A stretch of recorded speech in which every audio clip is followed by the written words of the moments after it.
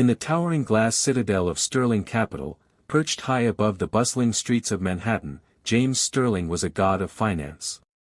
His world was a meticulous grid of schedules, projections, and absolute control.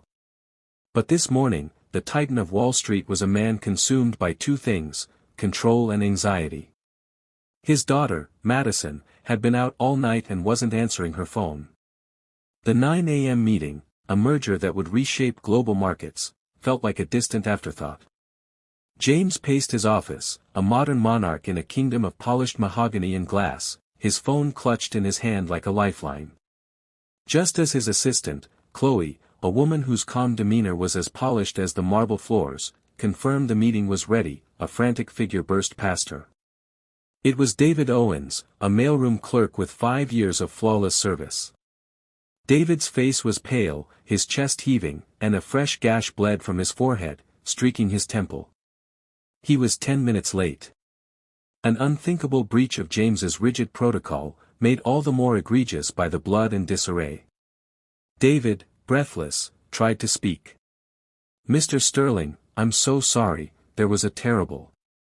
"Save it," James cut him off, his voice a cold steel blade.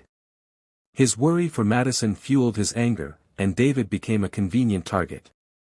Sterling Capital does not run on excuses. It runs on discipline.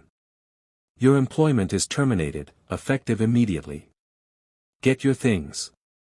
With that, James dismissed him, turning his back as if the matter was a triviality. David stood for a moment, stunned, before quietly turning to leave. The weight of his job loss was nothing compared to the unshared secret he carried, a silent, unimaginable burden.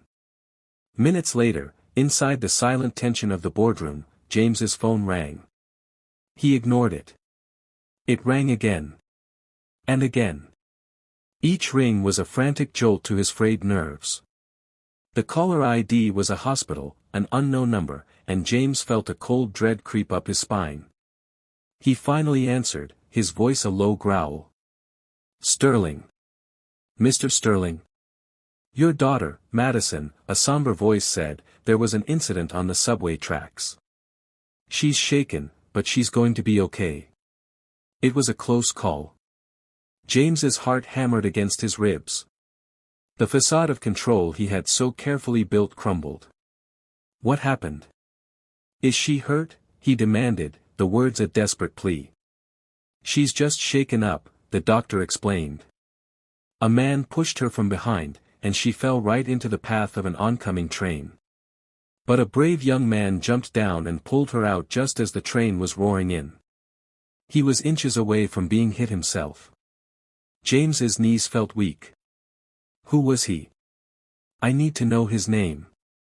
The doctor hesitated. "He didn't stick around. Said he was running late for work. He said he had to be at Sterling Capital for a 9 a.m. shift and he was wearing a uniform, a mailroom uniform." The words hit James with the force of a physical blow. The world seemed to stop.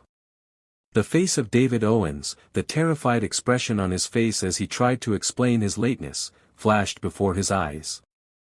The gash on his forehead. The man he had just fired for being late, was the man who had just saved his daughter's life. James didn't even bother to hang up the phone.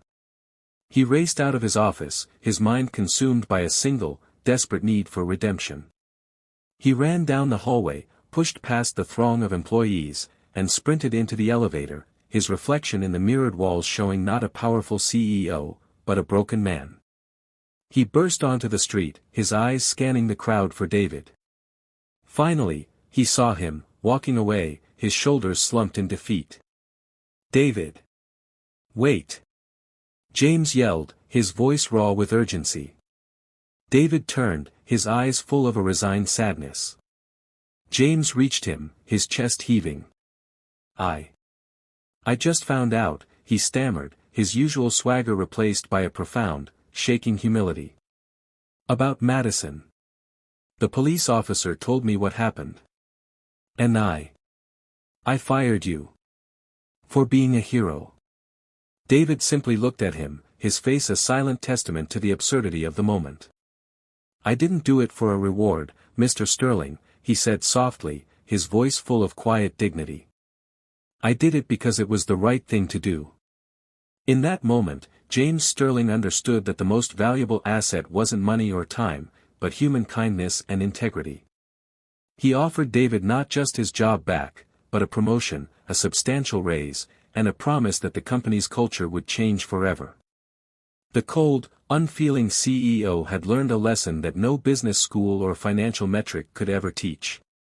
He had fired a black man for being late, only to discover that his lateness was a result of an act of pure, selfless heroism. If you were touched by this story of courage and redemption, don't forget to like and subscribe for more great untold stories that will inspire you.